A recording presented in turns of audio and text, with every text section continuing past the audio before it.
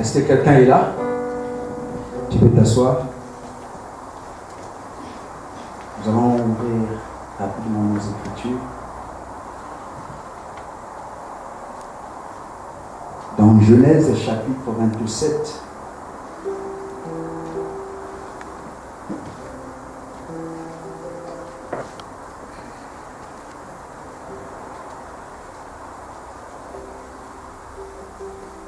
Le verset 1 jusqu'à 40.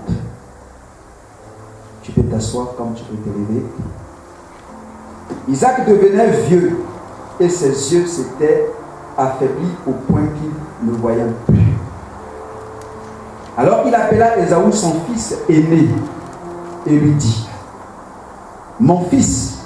Et il répondit: Me voici. Isaac dit: Voici donc je suis vieux.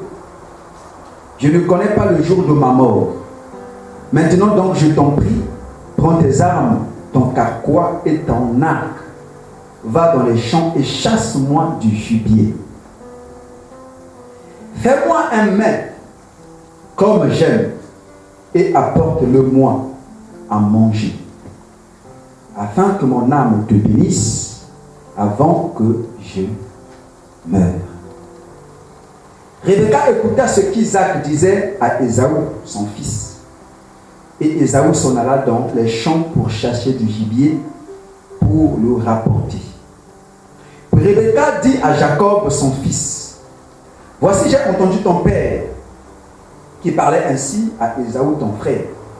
Apporte-moi du gibier et fais-moi un mets que je mange, et je te bénirai devant l'Éternel avant ma mort. Maintenant, mon fils, écoute ma voix à l'égard de ce que je te commande. Va me prendre au troupeau 2 bons chevaux. J'en ferai pour ton père un mets, comme il aime. Et tu porteras à manger à ton père, afin qu'il te bénisse avant sa mort. Jacob répondit à sa mère: Voici Ésaü mon frère est venu, et je n'ai point de poil. Peut-être mon père me touchera-t-il, et je passerai à ses yeux pour un menteur, et je ferai venir sur moi la malédiction et non la bénédiction. Sa mère lui dit: Que cette malédiction, mon fils, retombe sur moi. Écoute seulement ma voix et va les prendre. Jacob alla les prendre et les apporta à sa mère qui fit un mets comme son père elle-même. Ensuite, Rebecca prit les vêtements d'Ésaü, son fils aîné, le plus beau qui se trouvait à la maison, et elle les fit mettre à Jacob, son fils cadet. Elle couvrit ses mains de la peau des chèvres et son cou qui était sans poil. Et elle plaça dans les mains de Jacob, son fils, le main et le pain qu'elle avait préparé. Il vint vers son père et dit, « Mon père. » Et Isaac dit, « Me voici. Qui es-tu, mon fils ?» Jacob répondit à son père, « Je suis Ésaü, ton fils aîné. J'ai fait ce que tu m'avais dit. Lève-toi, je te prie, assieds-toi et mange de mon gibier afin que ton âme me bénisse. » Isaac dit à son père, à son fils, « Et quoi? Tu en as déjà trouvé, mon fils? » Et Jacob répondit, « C'est que l'Éternel, ton Dieu, l'a fait venir devant moi. » Isaac dit à Jacob, « Approche donc et que je touche mon fils, pour savoir si tu es mon fils Ésaü ou non. » Jacob s'approcha d'Isaac, son père, qui lui toucha, et dit, « La voix est la voix de Jacob, mais les mains sont les mains d'Ésaü. » Il ne le reconnut pas, parce que ses mains étaient velues comme les mains d'Ésaü, son frère, et il le bénit. Il dit, « C'est toi qui es mon fils Ésaü. » Jacob répondit, « C'est moi. » Isaac dit, « Sers-moi et que je mange du gibier de mon fils, afin que mon âme te bénisse. » Jacob le servit et il mangea. Il lui apporta aussi du vin et il but. Alors Isaac, son père, lui dit, « Approche donc et baise-moi, mon fils. » Jacob s'approcha et le baisa. Isaac sentit l'odeur de ses vêtements, puis il bénit et dit, « Voici l'odeur de mon fils est comme l'odeur d'un champ que l'Éternel a béni. Que Dieu te donne la rosée du ciel et de la graisse de la terre, du blé et du vin en abondance. Que des peuples te soient soumis et que des nations se prosternent devant toi. Sois le maître de tes frères et que les fils de ta mère se prosternent devant toi. Maudit soit quiconque te maudira et béni soit quiconque te bénira. » Isaac avait fini de bénir Jacob et Jacob avait à peine quitté son père. Isaac, qu'Ésaü, son frère, revint de la chasse. Il fit aussi un main qu'il porta à son père et il dit à son père, « Que mon père se lève et mange du gibier de son fils afin que ton âme me bénisse. » Isaac, son père, lui dit, « Qui es-tu » Il répondit, « Je suis ton fils aîné Ésaü. » Isaac fut saisi d'une grande violence et d'une violente émotion, et il dit, « Qui est donc celui qui a chassé du gibier et me l'a apporté? J'ai mangé de tout avant que tu vinsses, et je l'ai béni. Aussi sera-t-il béni. » Lorsque Ésaü entendit les paroles de son père, il poussa de forts cris, plein d'amertume, et il dit à son père, « Bénis-moi aussi, père. » Isaac dit, « Ton frère est béni avec ruse, et il a enlevé ta bénédiction. » Ésaü dit, « Est-ce que par ce qu'on l'a appelé du nom de Jacob qui m'a supplanté 2 fois, il a enlevé mon droit d'aînesse, et voici maintenant qu'il vient d'enlever ma bénédiction. » Et il dit, « N'as-tu point réservé de bénédiction pour moi? » Isaac répondit et dit à Ésaü, « Voici, je l'ai établi ton maître, et je lui ai donné tous ses frères pour serviteurs. Je l'ai pourvu de blé et du vin, et que puisse-je donc faire pour toi, mon fils? » Ésaü dit à son père, « N'as-tu que cette seule bénédiction, mon père? Bénis-moi aussi, mon père. » Et Ésaü éleva la voix et pleura. Isaac, son père, répondit et lui dit, « Voici ta demeure sera privée de la graine, de la graisse de la terre, et de la rosée du ciel d'en haut. Tu vivras de ton épée, et tu seras asservi à ton frère. Mais en errant librement, ça et là, tu briseras son joug dessus ton cou. » Parole du Seigneur. Est-ce qu'on peut acclamer pour le Seigneur? Amen.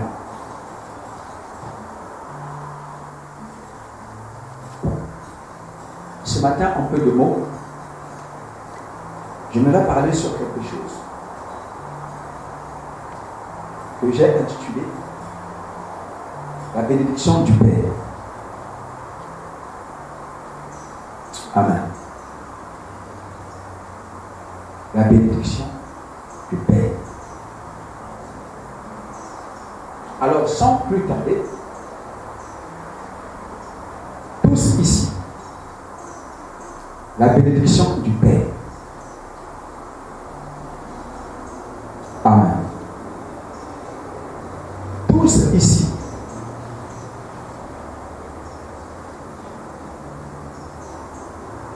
Nous connaissons ce que c'est un Père. Alléluia. Un Père, c'est un homme. Ou bien c'est quelqu'un qui a engendré ou encore a mis au monde un fils ou une fille. Alléluia. Je répète, un père, c'est quelqu'un qui a engendré ou a mis au monde un fils ou une fille. Alléluia.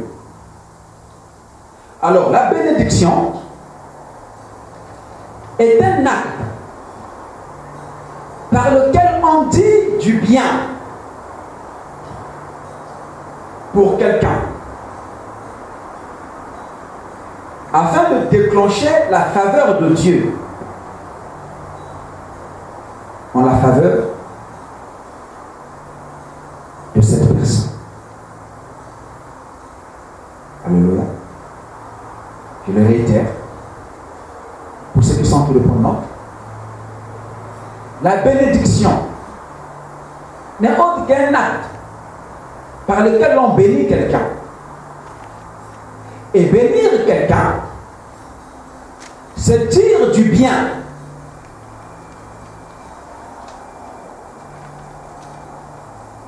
Pour déclencher ou attirer la faveur de Dieu dans la vie d'un homme. Est-ce que quelqu'un est en train de me suivre? Amen. Alors, de quel père aimerions-nous en peu de mots parler ce matin? Parce qu'il y a plusieurs pères. Il y a des pères biologiques. Alléluia. Comme il y a des pères biologiques, dans tous les domaines aussi, il y a des pères. Alléluia. Mais comme nous sommes dans le domaine de la spiritualité,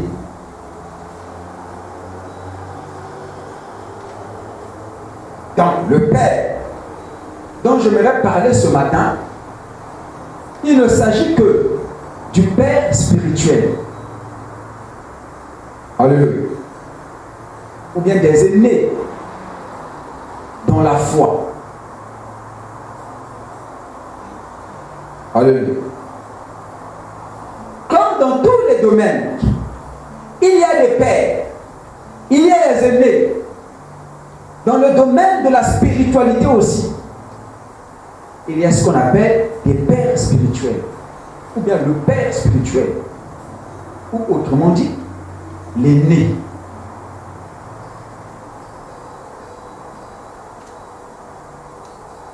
Alléluia.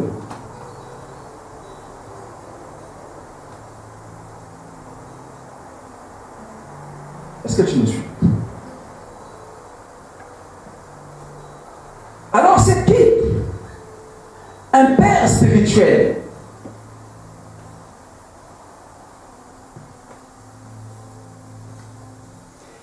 L'enseignement sur la paternité spirituelle est un enseignement où quelqu'un qui est au préalable, né dans la foi, doit saisir. Alléluia. Surtout si ce dernier est appelé au ministère. Alléluia. Si tu es appelé au ministère, tu dois saisir cette notion, tu dois comprendre cette notion du père spirituel ou bien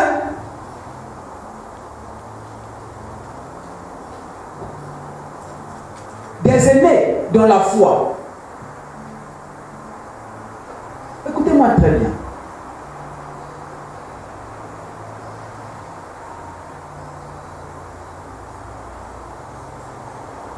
Le ministère est un long processus. Alléluia. Avec un trajectoire complexe.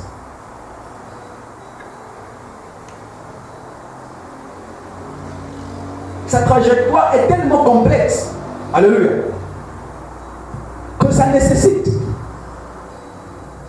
des gens qui sont expérimentés. Les gens qui ont une certaine expérience pour nous guider, pour nous accompagner. Alléluia. Donc, cette notion, cette réalité, c'est une réalité où le jeune, où on appelle encore l'enfant, doit comprendre. Alléluia. Parce que c'est une notion qui aura impact dans sa vie. Sa réussite dans le ministère, ou bien son succès dans le ministère, en dépend.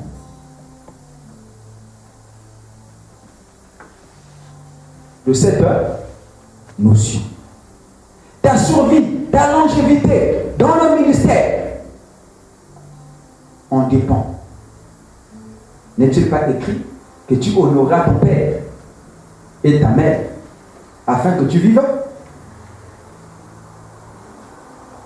Alléluia. Tu peux avoir une vie. Tu peux être appelé au ministère. Mais si tu ne connais pas reconnaître les aînés, si tu ne connais pas reconnaître les pères,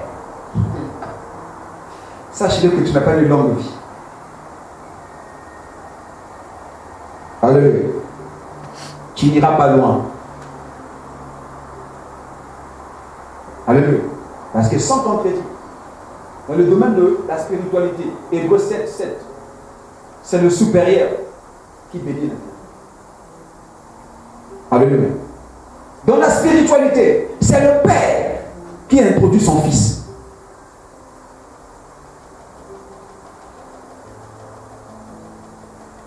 Même Melchisedec était sacrificateur du Dieu très haut. Alléluia. Il n'avait ni généalogie, ni père, ni commencement, ni fin, mais il a été introduit.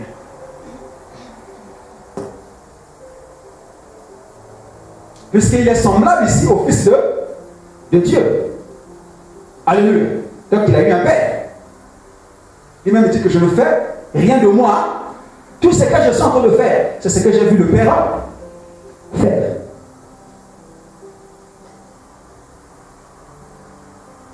Et c'est lui qui bénit Abraham. Alléluia.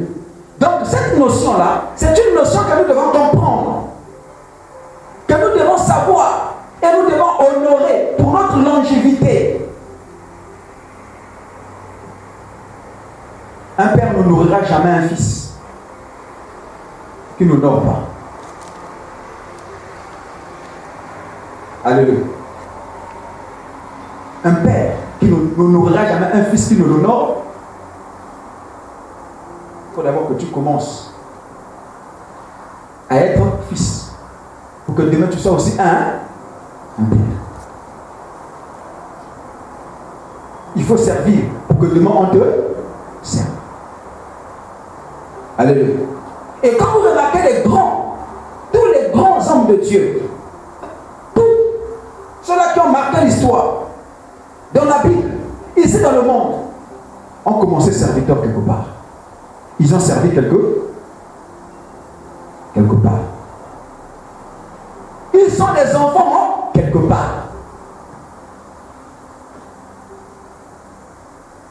Nos parents n'ont pas été des enfants. Alléluia. Mais ils sont devenus aujourd'hui nos parents. Tu es enfant aujourd'hui, demain tu deviendras. Et pourquoi dans la vie, il ne faut pas brûler les œufs? Alors, c'est qui un père spirituel? Permettez aujourd'hui, on peut terminer à 14h. S'il vous plaît. C'est qui un père spirituel? Si un père, c'est quelqu'un qui a mis au monde un enfant ou une fille, un fils ou bien un fils. Mais un père spirituel n'est pas forcément quelqu'un qui a engendré un enfant. C'est-à-dire, ce n'est pas forcément quelqu'un qui t'a prêché l'évangile, qui t'a emmené en Christ. Et je n'ai pas aussi dit que ce n'est pas celui-là. Ça, je me fais comprendre.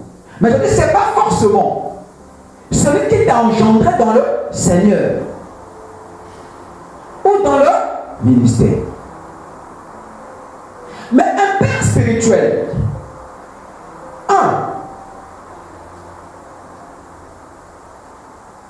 c'est quelqu'un qui, pendant un laps de temps, ça peut être une année, ça peut être 2 ans, ça peut être 3 ans, ça peut être 4 ans, ça peut être 5 ans, ça peut être 10 ans, à contribuer à ton aiguisement spirituel, donc à ta formation spirituelle. Alléluia. À contribuer à ton édification spirituelle. C'est aussi un père spirituel.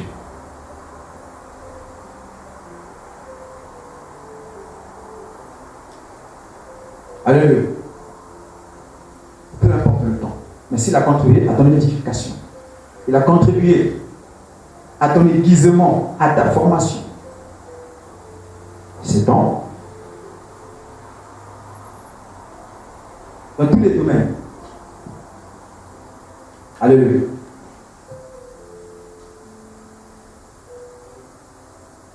Dans tous les domaines. Même dans le domaine de la musique.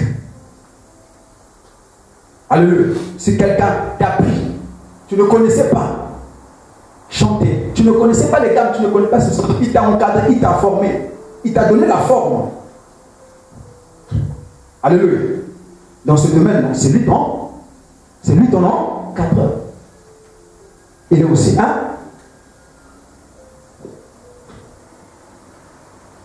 Alléluia.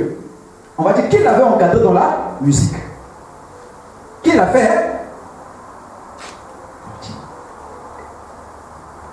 Alléluia. Non, c'est pas forcément. C'est toute personne. Donc, tout serviteur ayant aiguisé ta vie pendant un laps de temps, te donner une formation spirituelle, l'édification de ta foi, c'est aussi un père spirituel. Un père spirituel, c'est quelqu'un qui a engendré un fils dans la foi, dans le Seigneur. C'est quelqu'un qui a engendré un fils dans le Seigneur. Il t'a pris. Tu ne connais pas le Seigneur. Il t'a enseigné les ABC de l'évangile. Amen. Il t'a promu.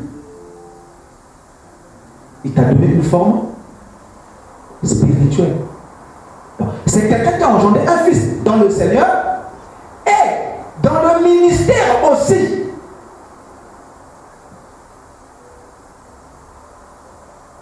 Alléluia. Donc il t'a engendré dans le Seigneur, il t'a formé, il a fait de toi un, jusqu'à ce que ton appel s'est déclenché. C'est devenu là un père spirituel. Est-ce que je sens que je me fais comprendre? Alléluia. Un père spirituel, c'est aussi quelqu'un, pendant un laps de temps, 1 année, 2 ans, 3 ans, 4 ans, 5 ans, t'a donné les responsabilités spirituelles. Alléluia. Dans son œuvre. Et par ses responsabilités, il t'a ouvert les portes dans le domaine de la connaissance. Alléluia. Donc il t'a donné la connaissance de la parole. Il t'a ouvert même des portes relationnelles. Et par lui, le succès est devenu ton partage. C'est aussi un père. Est-ce que je me fais comprendre? Est-ce que je me fais comprendre? Mais malheureusement, ces notions sont ignorées. Alléluia. Ces notions sont ignorées.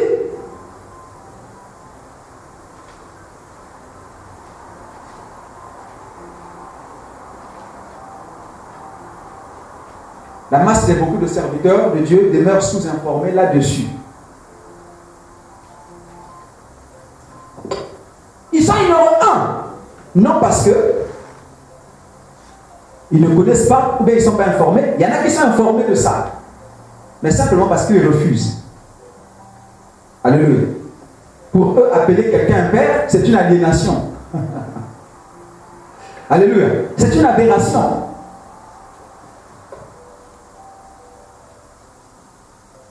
Alléluia.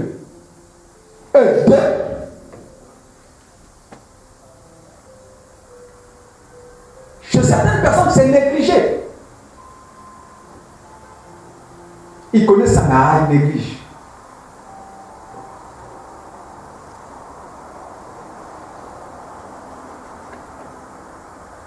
Parce que pour eux, c'est une aliénation, une humiliation d'appeler quelqu'un père. Ils connaissent ça.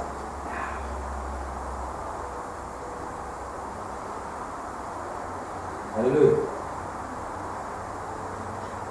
Donc d'autres ignorent, par manque de connaissances, ils ne sont pas suffisamment informés là-dessus. Et c'est à cause de ça qu'il y a même des difficultés. Ils disent que je n'ai pas de père spirituel, il n'y a qu'un seul père, qui est Dieu. Alléluia. D'autres négligent, d'autres refusent de croire.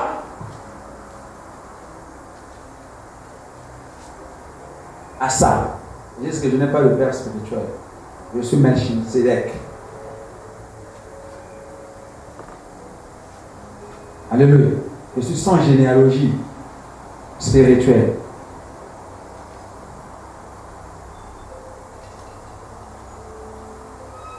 Et d'autres, ils oublient qui a aiguisé les catégories des personnes qui sont ingrates.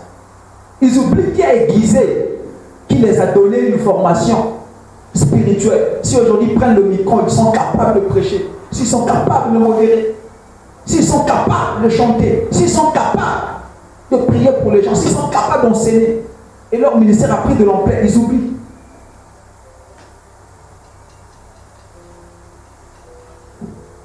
Alléluia. C'était pour moi important, en peu de mots, que je définisse c'est qui le père spirituel. Pourquoi? Parce que ce matin, l'Église et moi, nous allons prier pour quelques d'eux, mes filles qui sont vos sœurs ici. qui ont travaillé avec nous ici, qui sont en train de partir. Alléluia. C'est vrai.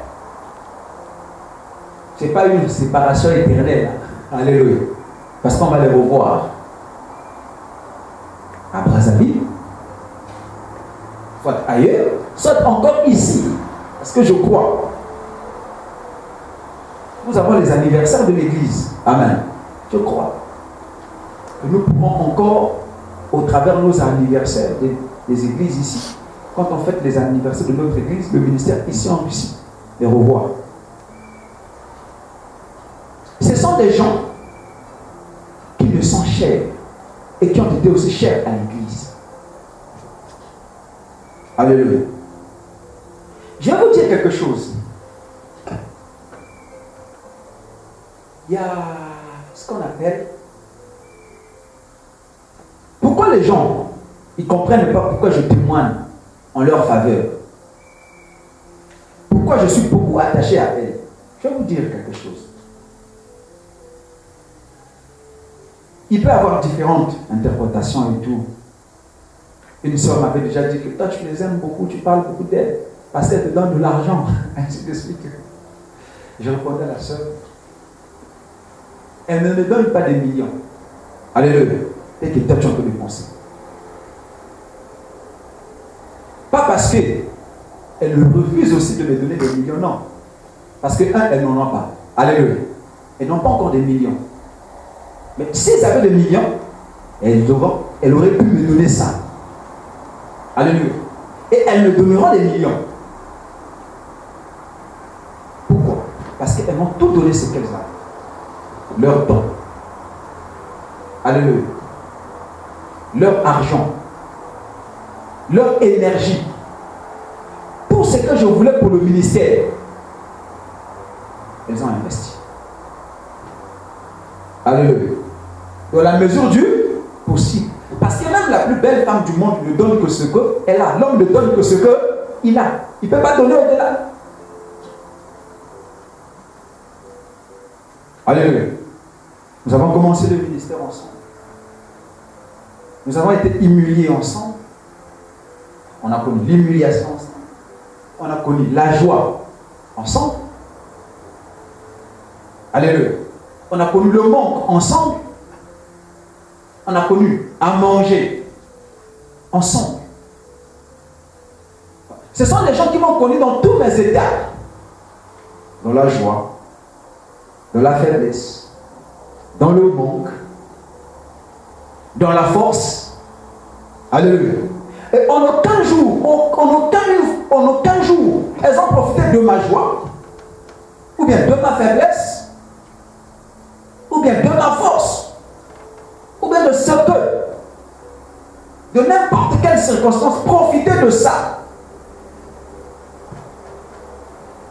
pour m'humilier, pour me manquer de respect, pour faire ce que on peut faire de négatif. Jamais.